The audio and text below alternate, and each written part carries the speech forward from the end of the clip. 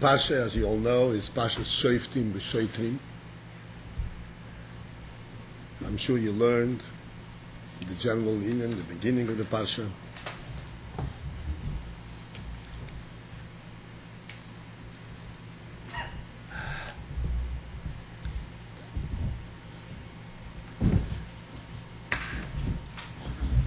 In general, right on the start, Shoftim b'Shoftim titan lecha, judges and officers you should appoint, b'chol she'orecha, in all of your gateways, immediately tells us that we have to be on guard what we do. We cannot go loose. And everything in the Torah speaks of the general, the macro, and the micro. That was the macro world, the whole world, and the micro world, the small world. The human being is also a whole world. I want to speak particularly on one of the mitzvahs in today's parsha, the mitzvah of Minui Melech, of appointing a king, which you have already learned. And hopefully you'll get an insight of what the significance of a king. We know that a king in Jewish thought, in the Torah, and in Jewish life, both historically and future, is a central thing, a central theme. We're all waiting for the Geula, but not waiting just for the Geula. Everybody knows what the word Geula means, right? We're just waiting for Geula, waiting for Melech HaMoshiach to come. Melech, we want a Melech. What is the point of a Melech? What is the significance of that? Why would anyone in his right mind want to have a Melech?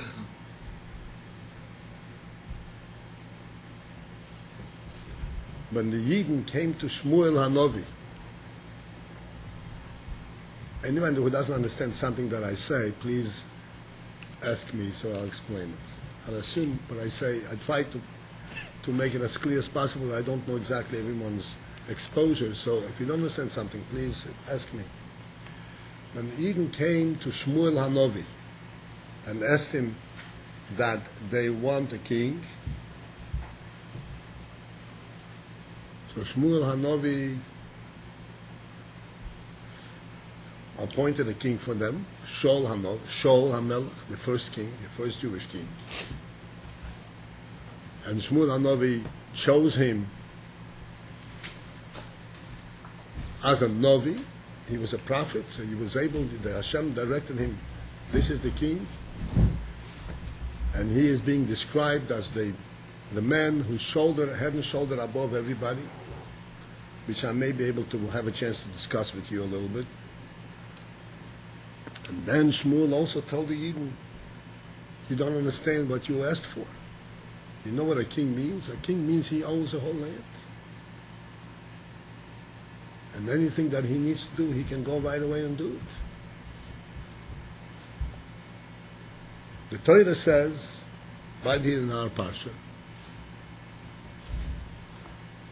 that you should appoint a king.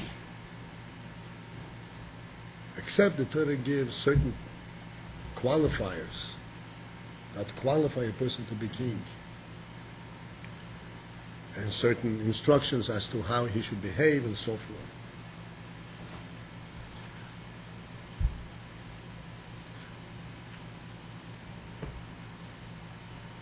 Chassidus explains that there is a very fundamental difference between a king and a minister, a ruler.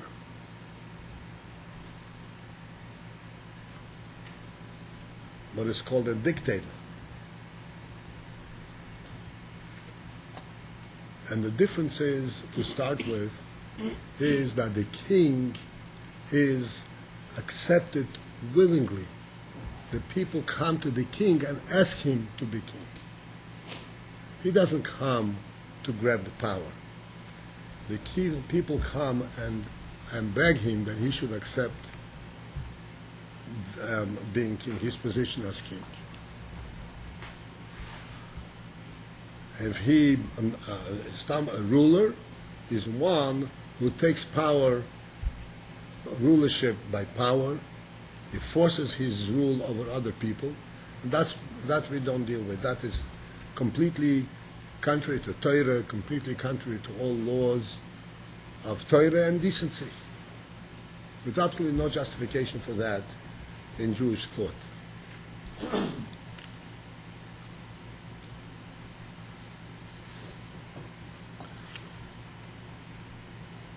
What is, in fact, the background? What is the basis for the people coming to a king and beg him, be our king?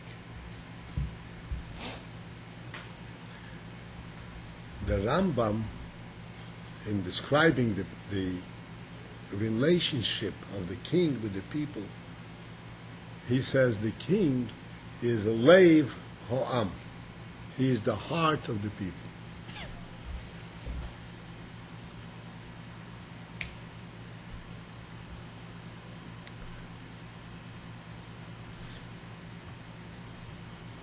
What is the heart? What is the function of the heart?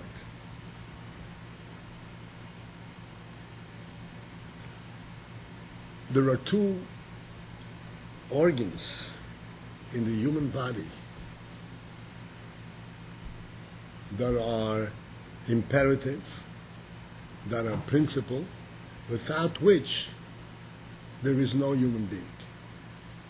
There are other organs that are important for life, for normal life, for survival, for any duration of time.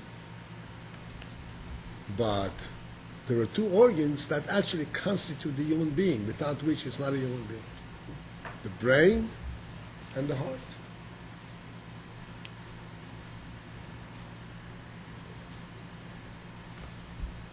The brain, the Alter Rebbe explains in Tanya. Again, I may go a little bit finer things. Please, if you don't understand something, ask me right away. The brain, the Alter Rebbe explains, this is that spot in the human body. That what, Lord? Huh? That what? Spot, that place Ah. in the human body that is the most sensitive to life, and it is so sensitive that the neshama, the very essence of life, is contained in the brain. The neshama first touches the human body in the brain. This is where a person has the sense that he is alive, of life. This being alive, I want to explain a very important principle, because the fact that we're all exposed to external thought which is not a Torah view, a thought that completely ignores and bypasses the whole concept of a neshama, of a soul, and life itself is being defined and thought of as some kind of a nervous system. And I want to explain briefly, this is not the place for it and going to great depth, that the nervous system, this is a means of dissemination. I lost you there. What is dissemination? You didn't lose me, just know the word dissemination. Dissemination means imparting, spreading out, informing the rest of the body of what the neshama wants. But life itself, the very essence of life, is a spiritual experience. Totally a spiritual experience.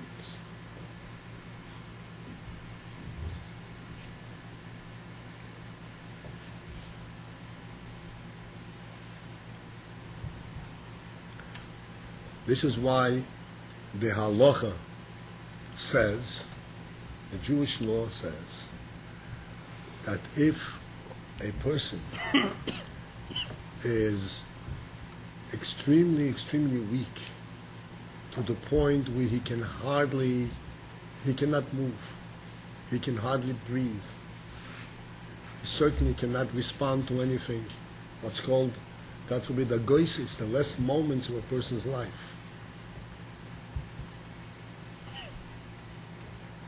At that moment, practically speaking, this person is totally useless. Useless. He can't do anything. Practically speaking, he can't do anything. The smallest movement of this person will tax his physical strength to the point where he will expire. He must be left totally at ease, at peace.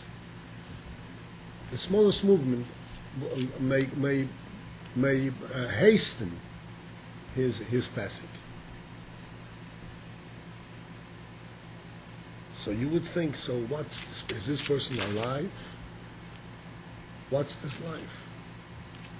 The halacha says that this person is alive, and if somebody touches him at that time, which causes some kind of a reaction, a nervous reaction or whatever, he may be considered guilty of murder.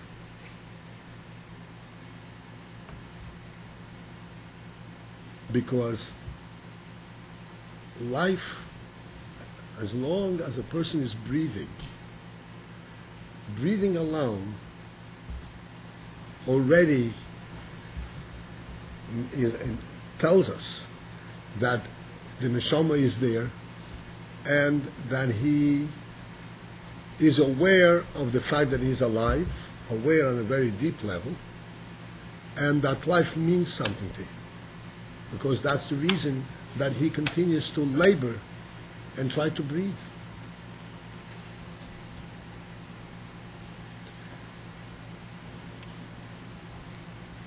At some other occasion, maybe we'll have a chance, and that maybe Mitzvah Shem, I'll try to make a point to discuss the principle of a neshama and a guf. So maybe we will have a clarity on this, and not chas v'sholom doubt the principles that Chassidus explains. So the neshama touches the human body in the brain. And the principle of the neshama touching the brain simply means that there is an awareness of life in the brain that is totally independent of any activity. It's knowing the truth without any relation to an outside world.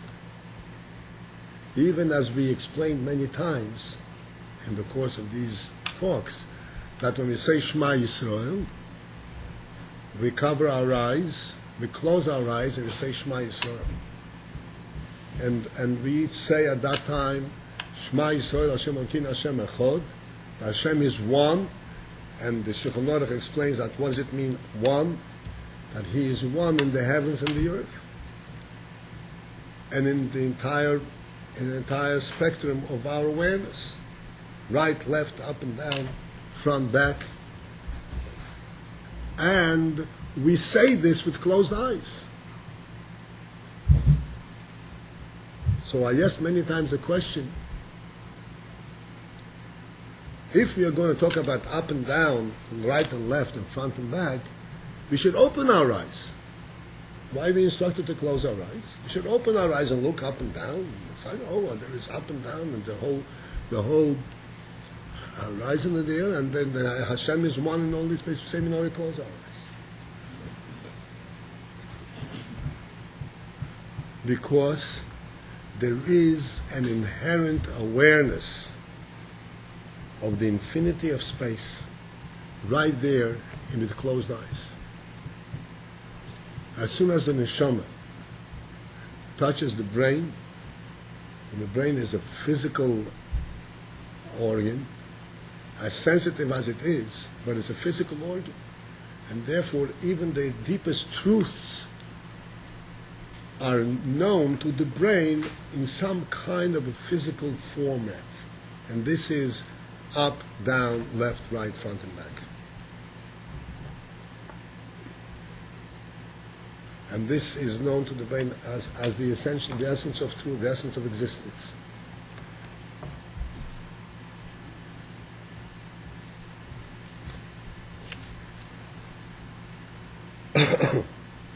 This life, which is the essence of life, as we said, and it is completely independent of anything that is going on in the world. This is where a person is aware that even though he lives in the big world, he is aware that he is in the world, he is to bestow, to control and to direct the world rather than to be directed by it. Because he knows the existence of the world before he even opens his eyes. And therefore he came here to tell the world what the world should be. Like it says right in the beginning of the creation, when Adam Rishon was created, the first thing that Hashem said to him, you should be fruitful and multiply and fill the earth and conquer it and subdue it and rule over everything that exists in the world that I created. This is all yours. It is under your rulership. This is what a human being is.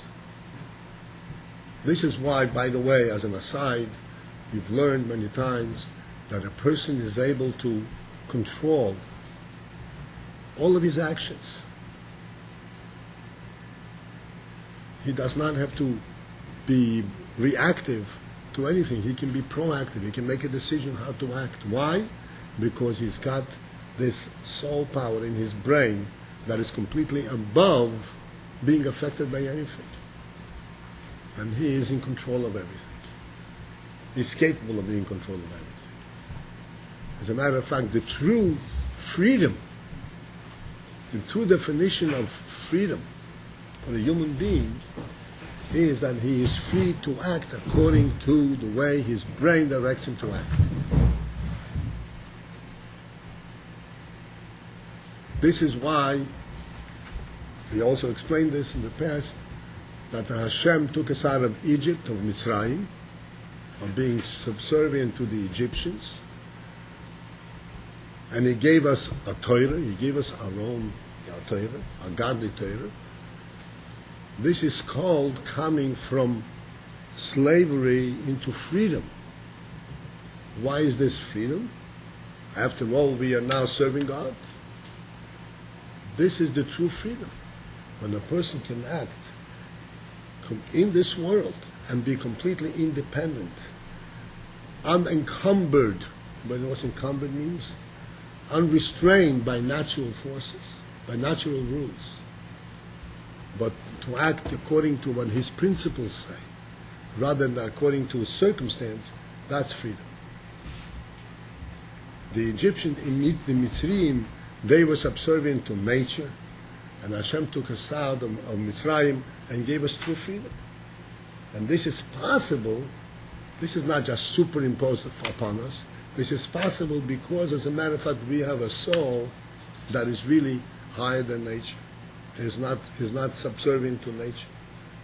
In other words, we have a perception and recognition of life and a purpose in life that is not related at all to anything in nature. One that in our perspective, one will never say, I was born in this world, what is my greatest accomplishment if I build a big business, if I own a lot of real estate, if I have a lot of influence, a lot of power, a lot of any worldly experience, does not describe human achievement in Torah perspective. Because the human being, as a matter of fact, is much superior to all that.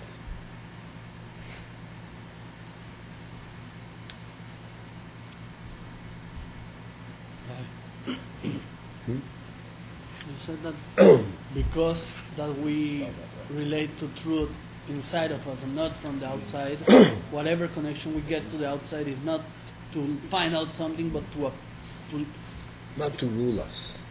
We rule it. that doesn't give anything to us. We give to it. We Like, doesn't give, that's something else, because the Hashem gives us this purpose that we should conquer and subdue and purify and elevate the world. So it gives us, but it gives us by virtue of the fact that we are elevating it. We are treating it and dealing with it the way we want, not the way the world prescribes it to us.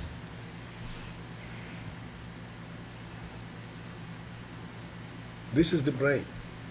There's a famous story that you know. I'm sure that the previous Rebbe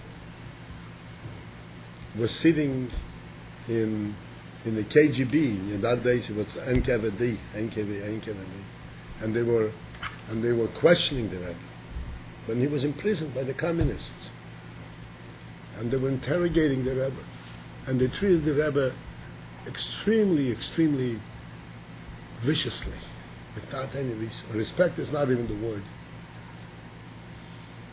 They're trying to break down the Rebbe, which they will never succeed. And they were asking the Rebbe various questions. And the Rebbe has decided, as he writes in his diary, that he had decided on the onset that he is going to answer only questions that he chooses to answer. He's not going to answer any of their questions that goes beyond the simple, what's your name, where do you live? This is none of their business beyond that. And the Rebbe refused to answer their questions. And as a result of that, they beat him, they mistreated him. At one point, he was sitting with his interrogator, and the Rebbe refused to answer the question. So the guy took out a gun and pointed at the Rebbe, and he says, "This little toy has made many people, opened up many mouths, and it'll open your mouth too." So the Rebbe said, "This little toy can scare only a person who has many gods and one world. I have one God and many worlds, and this toy doesn't scare me."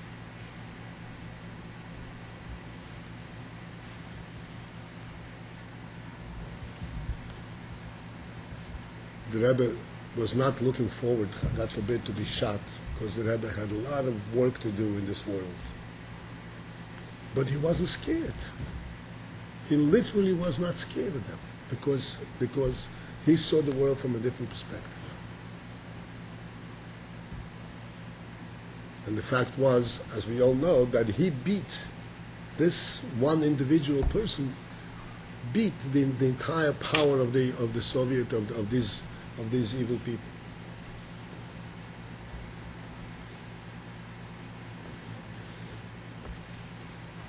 This is the meaning of the soul. And that's, as I said, is in the brain. Then there is the heart, which is the second organ that is the basic structure of a human being.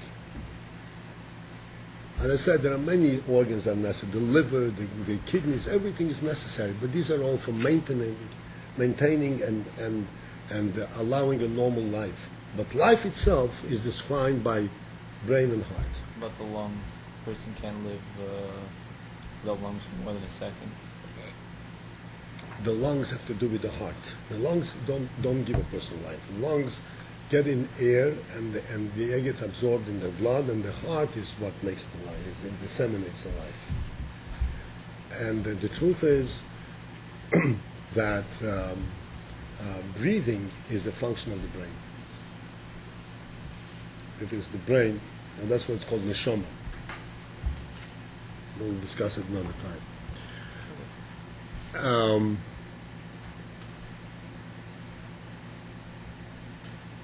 The heart, what is the function of the heart? The function of the heart is to disseminate the life of the brain, disseminate throughout, disseminate it. Everybody knows what that means? To spread it out. to carry the life throughout the whole body.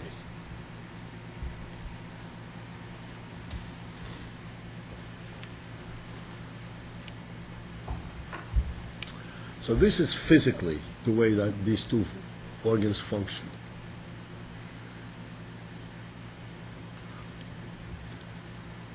On the more spiritual level,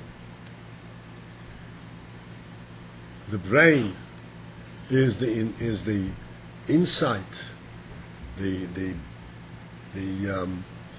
recognition of what life is, recognition of the duties in life, and the heart is what takes over from there and encourages and gives the person the inspiration and the strength to follow through and act on it and do the action.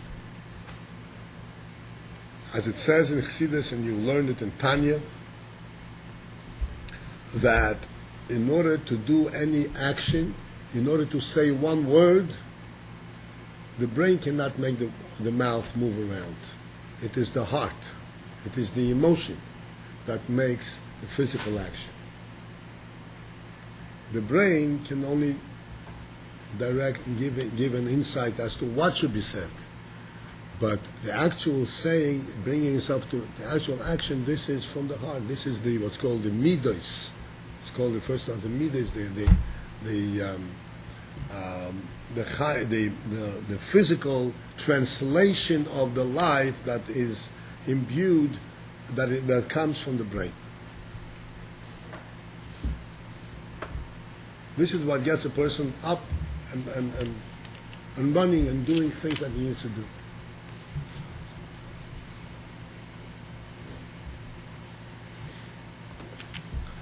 Thus, in the micro, so to speak, in the small world,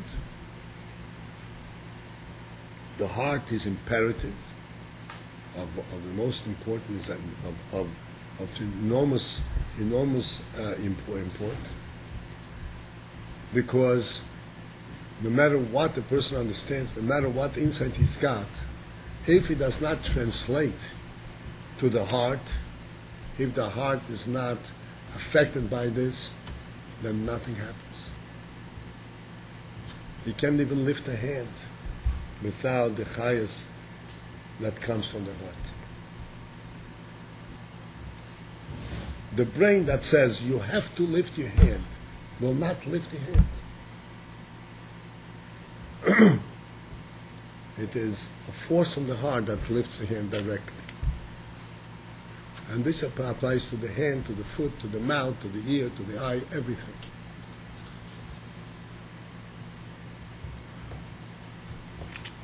Which means, on this more spiritual plane,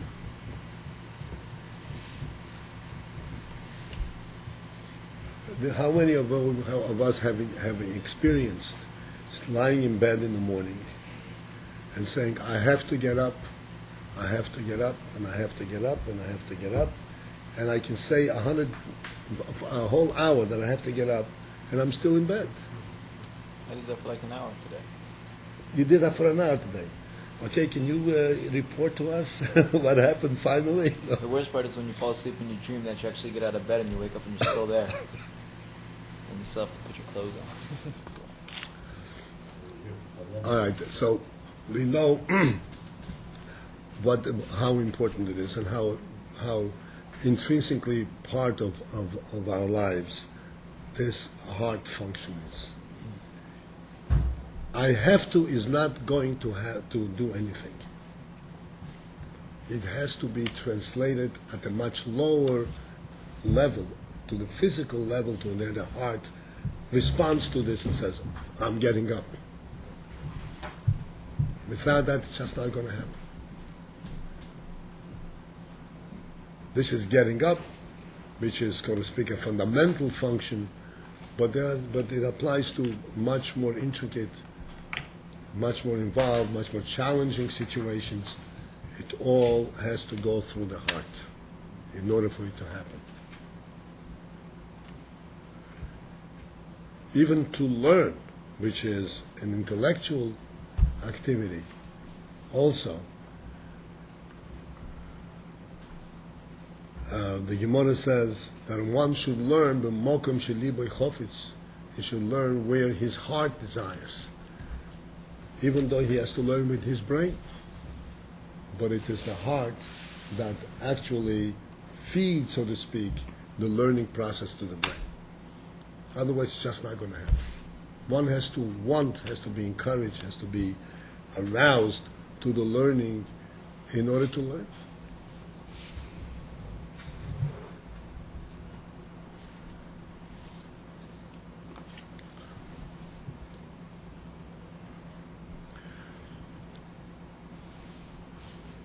If one has a healthy brain and a sensitive brain, an alert brain, and he has a healthy and warm heart, then he has got this perfect combination that will carry him through and bring the decisions of his brain into practice, into actual life. If he lazes out, what's laziness? Laziness means that he doesn't have the highest, the excitement in the heart. No matter how much the brain explains, oh, this is very great and very important, but he doesn't feel that life force affecting his heart. In his heart, he doesn't feel it. The brain can argue it, and he doesn't feel it. Why? Because he doesn't have that excitement of life in his heart. And we know that physically speaking, going back to the physically speaking, the heart occasionally needs to be restarted. Just like you start a computer. Sometimes you have to restart the heart. You have to give him an electric shock or bang in order to get it to pump again. And start doing its thing. And the same thing in spiritual thing, the heart has to be kept alive, kept excited. Without that, a person can go to sleep. No matter how much he understands and what he knows. How do you restart your heart?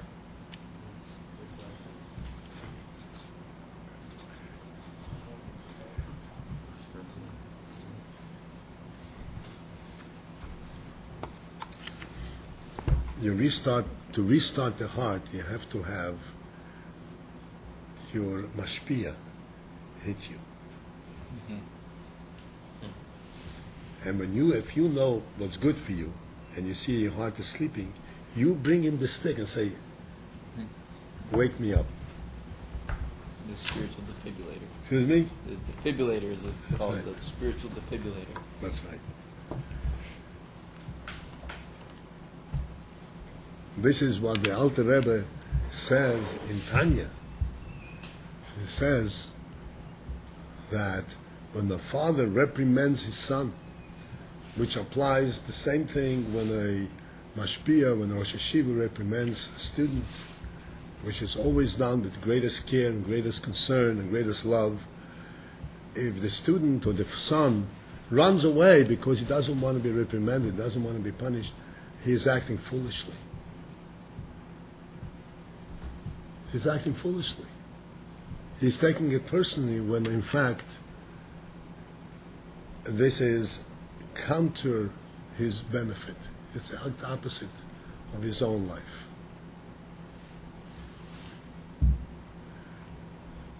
So, just as this is true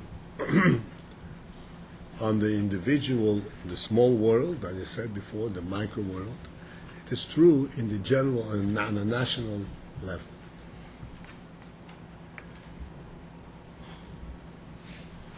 At a national level, the Jewish people, the Jewish nation as a whole, which is an eternal nation, which was promised to Avram and it was established at Har Sinai, Matan Torah. This is an internal nation. Nevertheless, that nation, the heart of this nation, can lose its vitality, can lose its sense of power. When a Jewish nation, when a Jewish community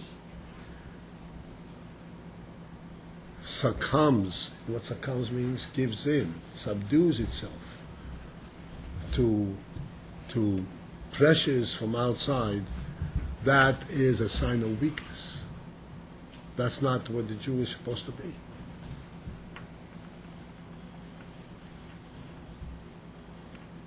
Just like an individual person, if he is being forced to act counter to his benefit, counter to what's good for him, he has to stand up and rebuke and stand up against it and fight it out. Not to cower and hide himself. The same thing is in a national level. And on the national level, there is also the need of a heart, an avid and alive and an inspired heart that keeps this nation alive and keeps it active and gives it all the inspiration and all its spiritual strength to be able to stand up to its enemies, both without external enemies and internal enemies. That are external enemies. We all know what that means. Internal enemies are those internally who are dragging it down, so to speak, to a spiritual low. And this is the function of a melech. This is the function of a king. When you say internal, you're talking about within the person himself, or within the nation? In the nation. Within the nation. In the Jewish people, the those Jewish Jews. right. Okay. Right. Internal. Right. I'm talking about on a national level. The way it is described in Tanakh. Everybody knows what Tanakh is, right? The way it is described, that period from the time that we entered Eretz Yisrael, like with Yeshua bin Nun, until the time that of Shmuel HaNavi, the time that Shaul became king, there was something like 350, 360 years. No, it was less than that. 330 years. It was a long time. And during this period, there were all kinds of different variations of rulership. At one point, it says in Tanakh, it says, "Bayomim hoheim," in those days, ein melech b'Yisrael. There was no melech b'Yisrael. In other words, there was no real ruler. There was not a single ruler that everybody recognized as the guide.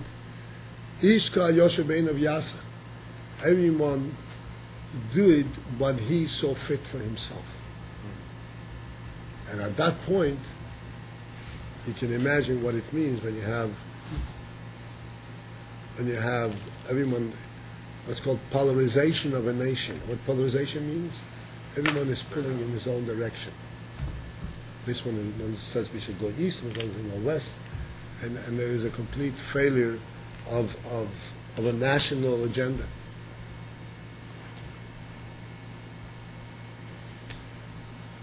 And the union of a melech is to take the instructions of the Navi, to take the Torah and disseminate it to the entire nation and keep it together. And give life, inspire with life to the entire nation.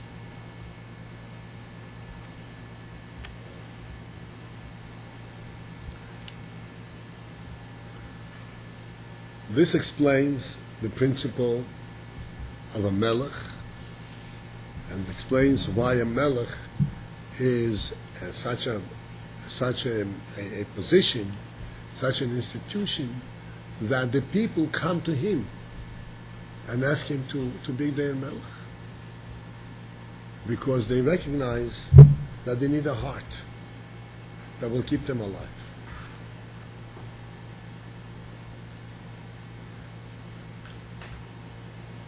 Just as the heart in an individual person,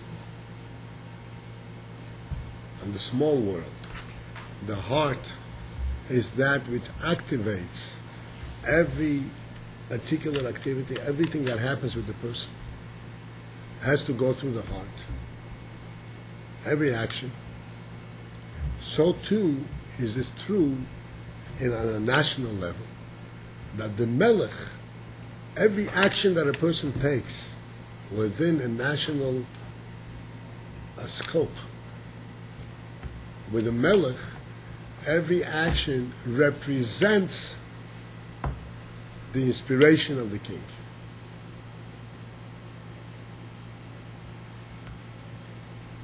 What do you mean by that, right? Every action represents inspiration. It means that once there was a king established, every individual Yid no longer represented himself as an individual. Wherever he went, he represented, it's their own expression, he's a subject of this king. Because this is what keeps this whole nation as a one, and the nation keeps every individual, his actions as part of a national presence rather than individual. But everything falls apart. So that every individual Yid represented the king.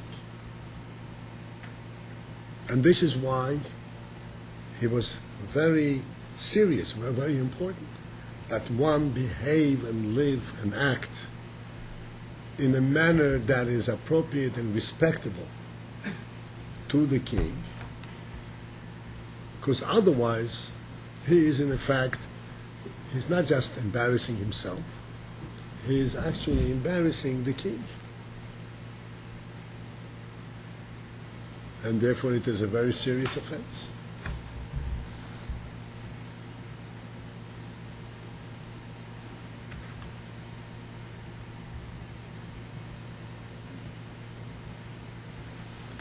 I want to connect this and talk about the month of Elul, which we'll have a few sessions and chances to talk about. But before I do that, I want to explain, I want to discuss that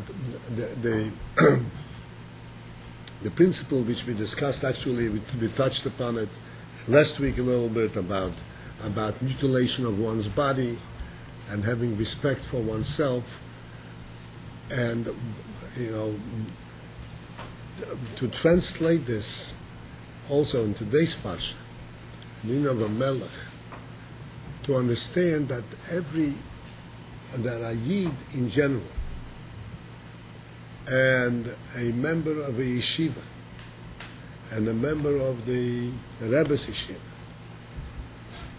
is at all times, you get all the benefit of the melech, all the benefit of the heart.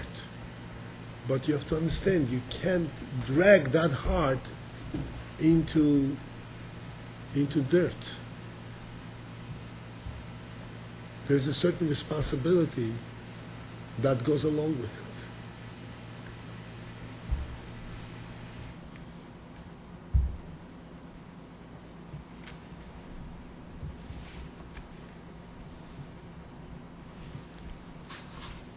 And the responsibility is to such a degree and in such seriousness that, in fact, just as we can all understand and we know it. I mean, this is what we lived with for the past 2,000 years. That if one Jew misbehaves, you say, "Oh, the Jews are no good." That means every Yid is a representative of the entire nation. And it's true, because this national unity, and this national connection, this is what gives us all strength to live as Jews.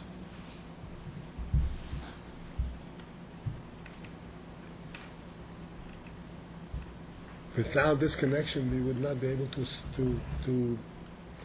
sustain all the pressures that we went through throughout this long Golus. I'll give you a chance 1 second. The story that comes to mind, the truth is I don't remember all the details of the story, but I do remember the central point.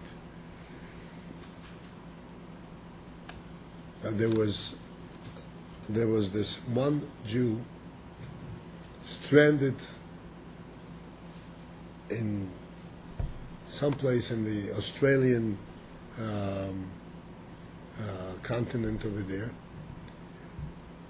and he was literally one Jew on this whole island.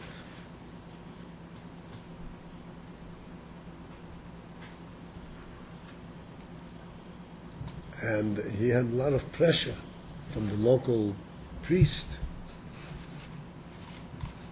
who was convincing him, "Look, your God forgot about you already. And, you come to us." And he was resisting this the whole time. And then they set a certain date, that if by this day, a month or whatever it was, if by this day there are no signs of any kind of recognition from outside of his presence, Jewish recognition of his presence, then he will, God forbid, convert. And just at that time, somebody came to that little enclave, that little island, because the Rebbe sent a message that he should go and visit that island. And that saved this whole situation. On our own, we would not be able to survive. We are all representatives of the whole nation. We have to know the responsibility that comes with it. Both the responsibility and the privilege and the honor that comes with it. That doesn't go unrewarded. And the strength that comes with it. But we have to understand, we have to carry it through. You want to add something? Like the Jews' connection with our strength, we come from I'm sorry? Like the Jews' strength, you mentioned, we come from the Melech, we come from other Jews, or we come from Hashem. Like you first talking about. I explained before just now, the whole explanation was that yes, it comes from Hashem, which comes through the brain, but in order to bring it down to action, it has to go through the heart. The brain doesn't cause a person to act. And in order that he should act, it has to go through the heart, which it has to be translated on a physical level. There's a community. Everybody knows what the strength of a community is, and the strength of a leader and all that. And on the national level, this was the king. And without that, it doesn't have the inspiration to act and to carry through the duties that a Yid has to carry. I'm going to, as I said, connect it back to Elu, and Mitzvah Shem, we will have the chance to talk about it. Elul, as we all know, this is the preparation, this is the month of reflection, and ultimately the amount of reflection that allows a person to prepare himself to do tshuva and so forth. I want to talk about the principle of tshuva. It says in the Gemara, and it says in Halacha, and it says in Chassidus, further explained, tshuva is one of the most powerful aspects in Torah that there are. With tshuva, a person can be literally undo everything, any kind of misdeed. Not only undo, but actually, as it says, see this elevated, and ultimately he can transform a misdeed to a negative deed to a positive deed. I'm sure you heard this possibility of zdoinos nasim lekizochios. Zdoinos means intentional evil deed should have the power and the quality of an intentional good deed. Even that is possible. So I want to discuss briefly what is in fact the principle of tshuva, and it's connected to the union that we spoke about today. What's behind the tshuva? What is the power of this? Why is it such powerful quality?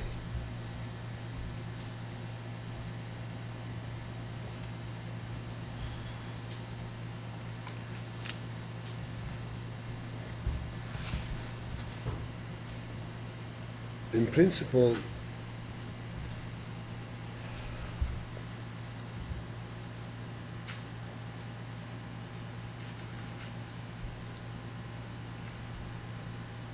you know that Jewish life consists of X number of mitzvahs,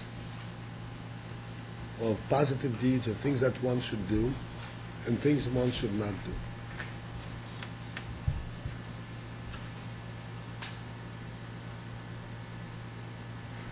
Mitzvahs are things which are described in the Torah and that we learn about them, and we can ultimately understand the significance of the mitzvahs, what it represents, what it leads to, and the value and the good that the mitzvah, every mitzvah represents.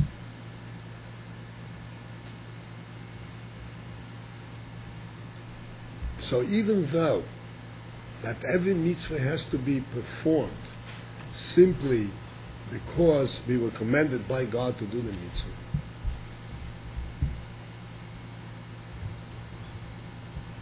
nevertheless, there is the sense in the mitzvah that God commanded us to do the mitzvahs.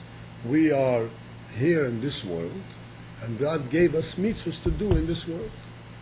So essentially, we function and act on the platform of the world, but here we act according to God's directives and God's plan how we should act. This is what normal Torah mitzvah says.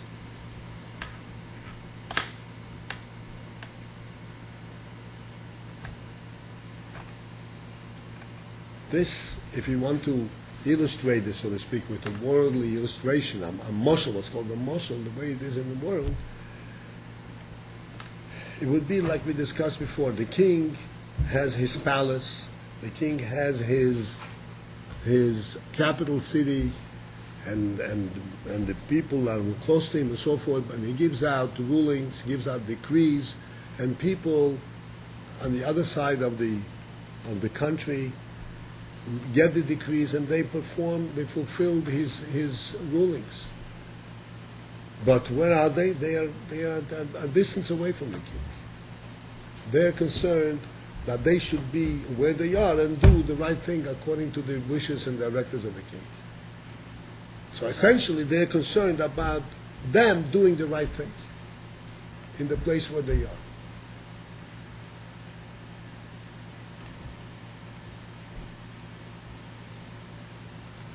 Let us now project this situation. How a person acts when he is at a distance from the king and following all the rulings of the king, and how a person acts when he is actually in the presence of the king himself. When he is in the presence of the king, he forgets about himself completely. He is aware exclusively of the king.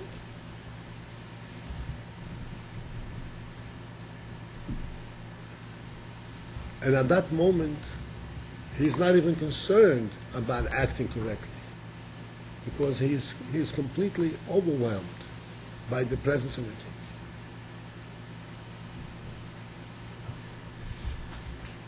And this relationship, this special connection that exists between him and the king, can elevate this simple person, because he recognizes and sees the purity and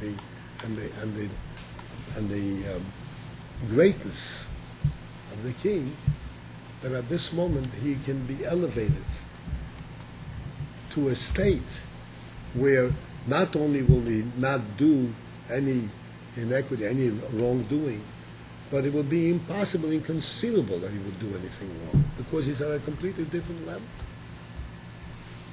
Because he has a direct connection to the king himself.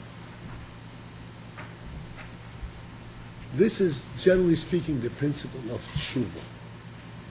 Tshuva, the word tshuva means returning. Returning means to become aware of the actual presence and the relationship, direct relationship to the king, a direct relationship to Hashem.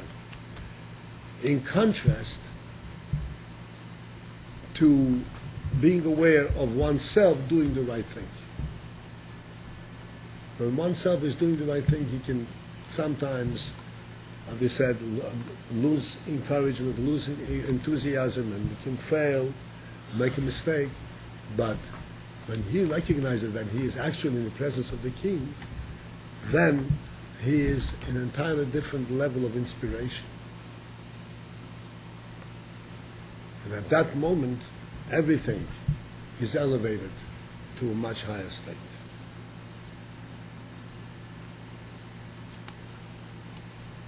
This is the general principle that comes for the Elul and the Mitzvah Rosh and Kippur. This is where we become uniquely aware that this entire, our whole experience, our whole presence in the world, is not in a place where we are distant from the king, except we have a king's rules. But to become aware that we are actually in the presence of the king.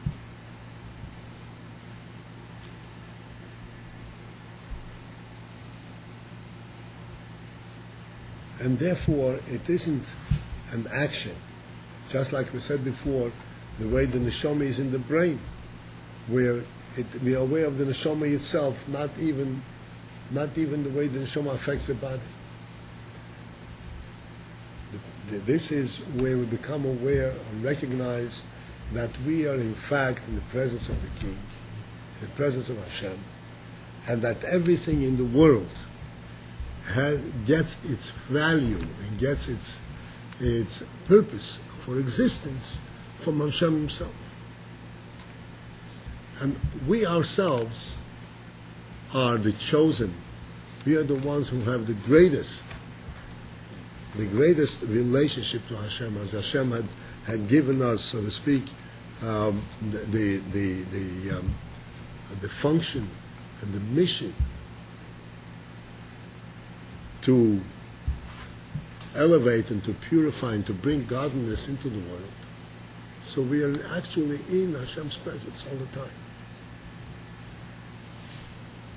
With this is tshuva, turning back and coming back to the source. With this recognition,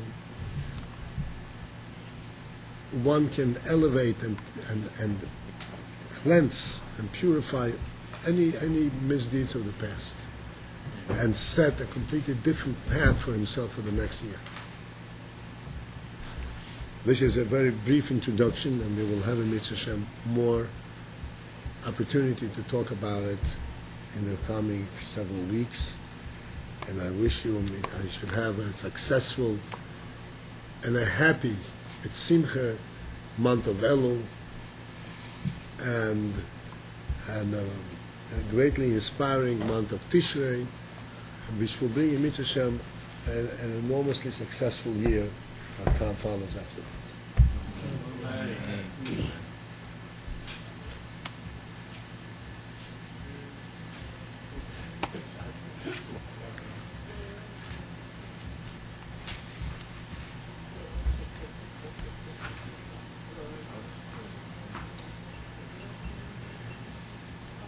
Okay. What is it? Huh? Do you have a moment to speak after this year? Yeah, just about a moment. Yeah, good. Okay, gentlemen, it was a pleasure to be with you. Yes.